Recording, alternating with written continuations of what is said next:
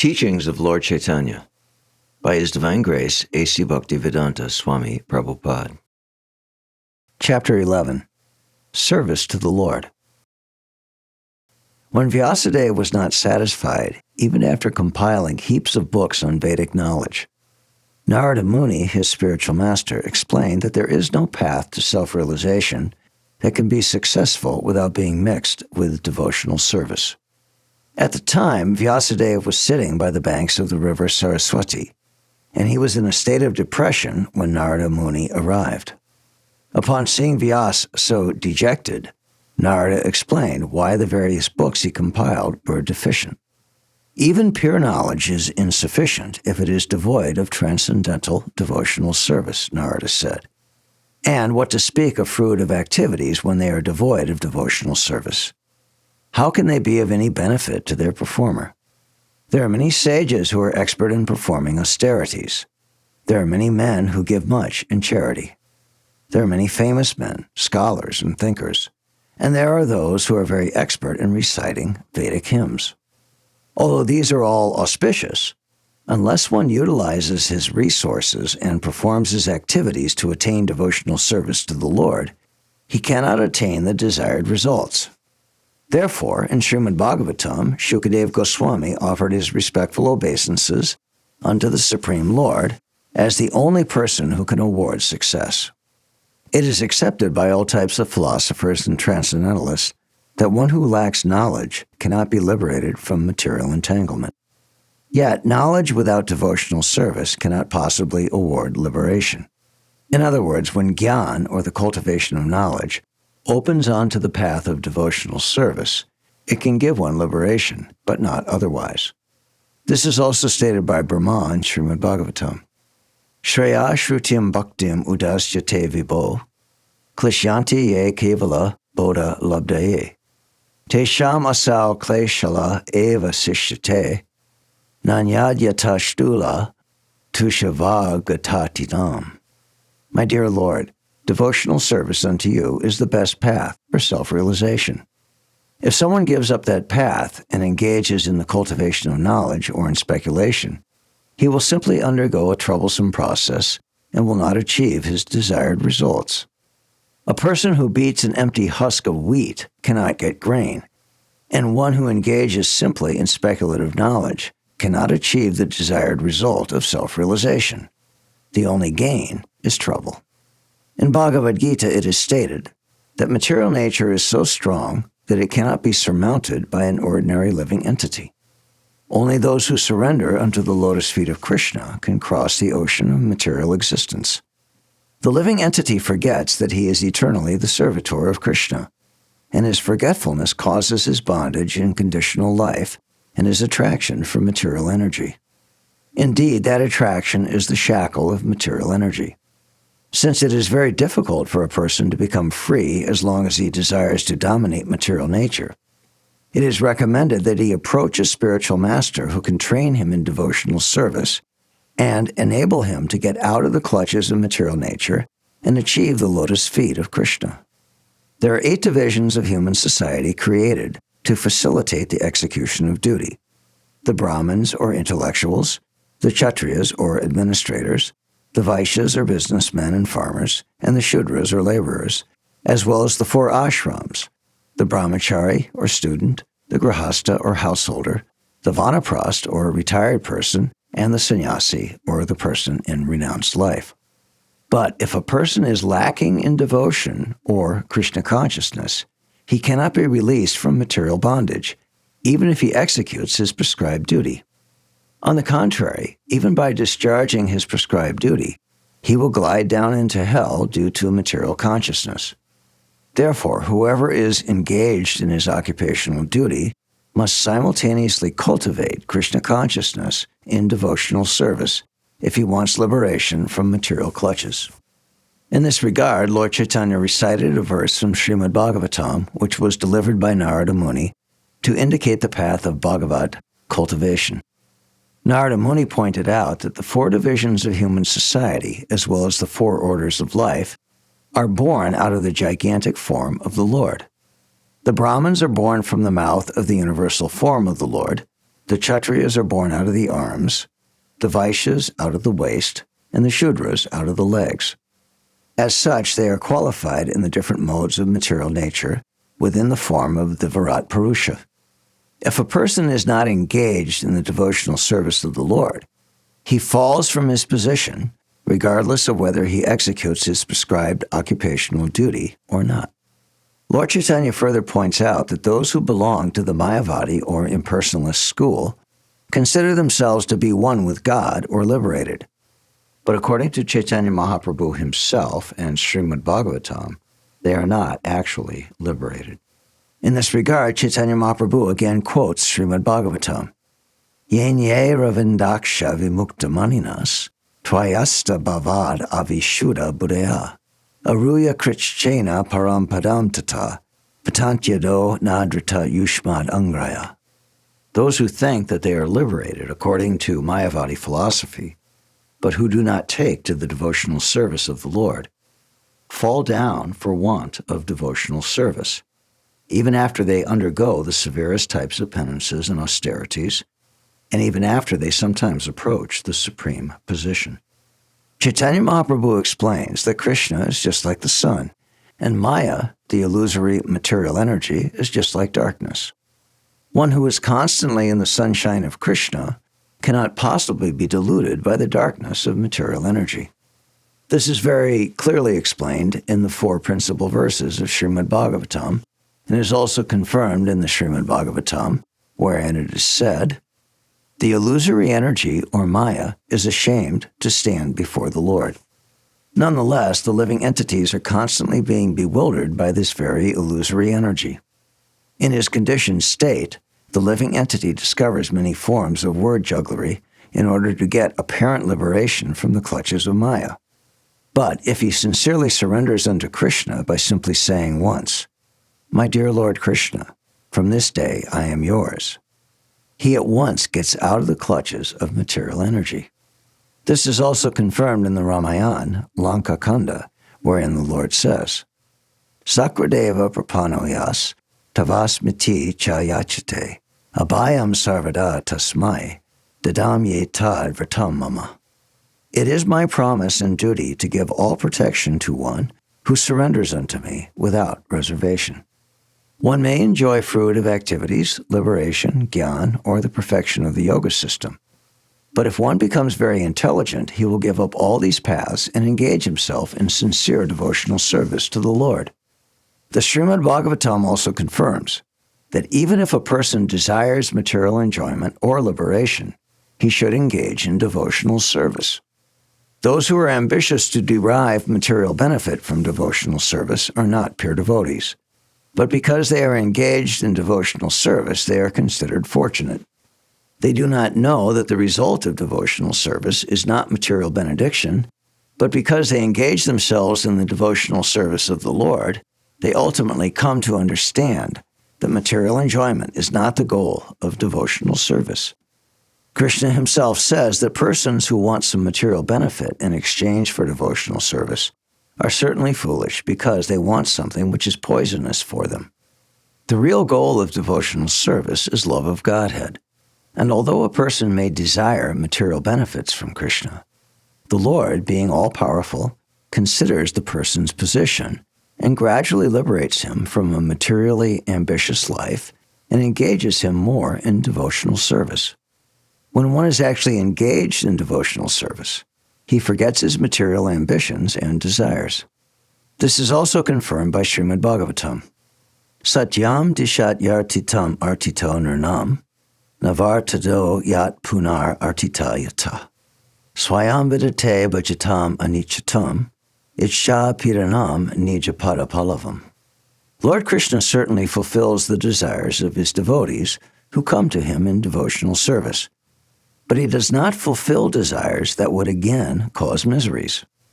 In spite of being materially ambitious, such devotees, by rendering transcendental service, are gradually purified of desires for material enjoyment, and they come to desire the pleasure of devotional service.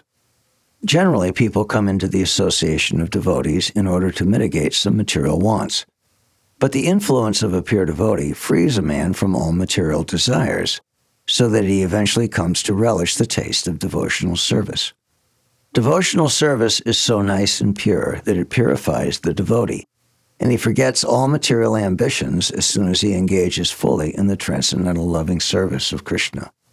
A practical example is Dhruva Maharaj, who wanted something material from Krishna and therefore engaged in devotional service. When the Lord appeared as four-handed Vishnu before Dhruva, Dhruva told the Lord, "My dear Lord, because I engaged myself in your devotional service with great austerity and penances, I am now seeing you. Even great demigods and great sages have difficulty in seeing you. Now I am pleased and all my desires are satisfied. I do not want anything else. I was searching for some broken glass, but instead I have found a great and valuable gem." Thus Dhruva Maharaj was fully satisfied, and he refused to ask anything of the Lord. The living entity, transmigrating through 8,400,000 species of life, is sometimes likened to a log which is gliding down a river.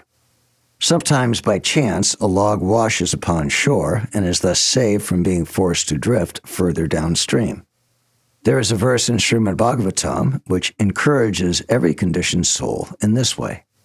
No one should be depressed by thinking that he will never be out of the clutches of matter, for there is every possibility of being rescued, exactly as it is possible for a log which is floating down a river to come to rest on the bank. This fortunate opportunity is also discussed by Lord Caitanya. Such fortunate incidents are considered the beginning of the decline of one's conditional life, and they occur if there is association with the pure devotees of the Lord. By associating with pure devotees, one actually develops attraction for Krishna. There are various types of rituals and activities, and some of them develop into material enjoyment and some into material liberation. But if a living entity takes to those ritualistic activities by which pure devotional service to the Lord is developed in the association of pure devotees, then one's mind naturally becomes attracted to devotional service. In Srimad Bhagavatam, it is stated by Muchukunda, "Bhava pavarago brahmato yada bhavaj, janasya tarya chuta sat samagama, sat sangamo yahi tadaiva sat gato, para vareshe tvahi jayate mati." My dear Lord, while traveling in this material world through different species of life, a living entity may progress toward liberation. But if, by chance, he comes in contact with a pure devotee, he becomes actually liberated from the clutches of material energy and becomes a devotee of yourself, the personality of Godhead. When a conditioned soul becomes a devotee of Krishna, the Lord, by his causeless mercy, trains him in two ways. He trains him from without through the spiritual master, and he trains him from within through the supersoul. As stated in Srimad Bhagavatam, "My dear Lord, even if someone attains a life as long as Brahma's, he would still be unable to express his gratitude for the benefits derived from remembering you. Out of your causeless mercy, you drive away all inauspicious conditions, expressing yourself from outside as the spiritual master and from inside as the supersoul." Somehow or other, if one gets in touch with a pure devotee and thus develops a desire to render devotional service to Krishna, he gradually rises to the platform of love of Godhead and is thus freed from the clutches of material energy. This is also explained in Srimad Bhagavatam, where the Lord himself says, "For one who is attracted by my activities out of his own accord, being neither lured nor repelled by material activities, the path of devotional service leading to the perfection of love of Godhead becomes possible. However, it is not possible to achieve the stage of perfection without the favor of a pure devotee or a Mahatma, a great soul. Without the mercy of a great soul, one cannot even be liberated from the material clutches, and what to speak of rising to the platform of love of Godhead." This is also confirmed in Srimad Bhagavatam in a conversation between King Rahugana of the Sind province in Siberia with King Bharat. When King Rahugana expressed surprise upon seeing King Bharat's spiritual achievements, Bharat replied, "Rahuganai-ta tapasa nayati, na chejaya nerva panad grihadva, na chandasa naiva jalagni suryar, Vina Mahat Padarajo Bhishekam. My dear Ruhugana, no one can attain the perfected stage of devotional service without being favored by a great soul or a pure devotee. No one can attain the perfectional stages simply by following the regulative principles of scriptures, or by accepting the renounced order of life, or by prosecuting the prescribed duties of householder life, or by becoming a great student of spiritual science, or by accepting severe austerity and penances for realization. Similarly, when the atheist father Hiranyakashipu asked his son Prahlad Maharaj how it was he became attracted to devotional service, the boy replied, "As long as one is not favored by the dust of the feet of pure devotees, he cannot even touch the path of devotional service, which is the solution to all the problems of material life." Thus, Lord Caitanya told Sanatana Goswami that all scriptures stress association with pure devotees of the Godhead. The opportunity to associate with a pure devotee of the Supreme Lord is the beginning of one's complete perfection. This is also confirmed in Srimad Bhagavatam, where it is said that the facilities and benedictions which one achieves by association with a pure devotee are incomparable. They cannot be compared to anything, neither elevation to the heavenly kingdom, nor liberation from material energy. Lord Krishna also confirms this in the most confidential instruction in Bhagavad Gita, wherein he tells Arjuna, "Manmana bhavamad bhakto madhyaji mam namaskaru. Mam evaishasi satyam te pratijane priyosime." Always think of me and become my devotee. Worship me and offer your homage unto me. Thus you will come to me without fail. I promise you this because you are my very dear friend. Such a direct instruction from Krishna is more important than any Vedic instruction or even regulative service. There are certainly many Vedic injunctions, ritualistic and sacrificial performances, regulative duties, meditative techniques, and speculative processes to attain knowledge. But Krishna's direct order, "Always think of me and become my devotee," should be taken as the final order of the Lord and should be followed. If one is simply convinced of this order and comes to his devotional service, giving up all other engagements, one will undoubtedly attain success. To confirm this statement, Srimad Bhagavatam says that one should follow other paths to self-realization only as long as one is not convinced of the direct order of the Lord Sri Krishna. It is the conclusion of Srimad Bhagavatam and Bhagavad Gita that the direct order of the Lord is to give up everything and engage in devotional service. Firm conviction to execute the order of the Lord is known as faith. If one has faith, he is firmly convinced that simply by rendering devotional service to Lord Krishna, all other activities are automatically performed, including ritualistic duties, sacrifices, yoga, and the speculative pursuit of knowledge. If one is convinced that devotional service to the Lord includes everything, no other activity is required. As stated in Srimad Bhagavatam, "Yata tarar mula nishechanena, tripyanti tat skanda bhujopashaka, prano paharchat cha yatendriyanam, tataiva sarvahanam achu teja." By watering the root of a tree, one automatically nourishes the branches, twigs, and fruits. And by supplying food to the stomach, all the senses are satisfied. Similarly, by rendering devotional service to Krishna, one automatically satisfies the requirements for all other forms of worship. One who is faithful and firmly convinced of this is eligible to be elevated as a pure devotee. There are three classes of devotees according to the degree of conviction.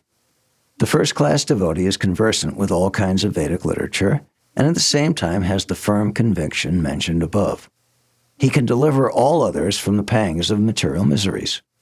The second class devotee is firmly convinced and has strong faith, but he has no power to cite evidence from revealed scriptures.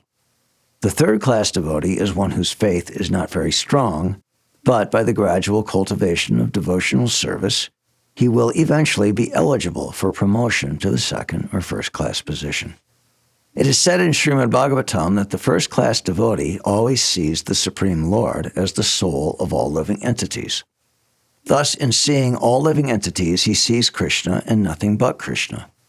The second-class devotee places his full faith in the Supreme Personality of Godhead, makes friends with the pure devotees, favors innocent persons, and avoids those who are atheistic or opposed to devotional service. The third-class devotee engages in devotional service according to the directions of the spiritual master, or engages out of the family tradition and worships the deity of the Lord. But he is not cultivated in knowledge of devotional service, and he does not know a devotee from a non-devotee. Such a third-class devotee cannot actually be considered a pure devotee. He is almost in the devotional line, but his position is not very secure. One can thus conclude that when a person shows love for God and friendship for devotees, displays mercy towards the innocent, and is reluctant to associate with non-devotees, he may be considered a pure devotee. By developing devotional service, such a person can perceive that every living entity is part and parcel of the Supreme. In each and every living entity, he can see the Supreme Person, and therefore he becomes highly developed in Krishna consciousness. At this stage, he does not distinguish between the devotee and the non-devotee, for he sees everyone in the service of the Lord. He continues to develop all great qualities while engaged in Krishna consciousness and devotional service. As stated in Srimad Bhagavatam, Yasyasti bhaktir bhagavatya kinchana, sarvair ganas tatra samasatesara, harava bhaktasya kuto mahadguna, manorate nasati davatovahi. One who attains pure, unalloyed devotional service to the Supreme Lord develops all the good qualities of the demigods, whereas a person who doesn't develop such service, despite all material qualifications, is sure to go astray, for he hovers on the mental platform. Thus, material qualifications are valueless without devotional service. Thank you for listening. For more, click here.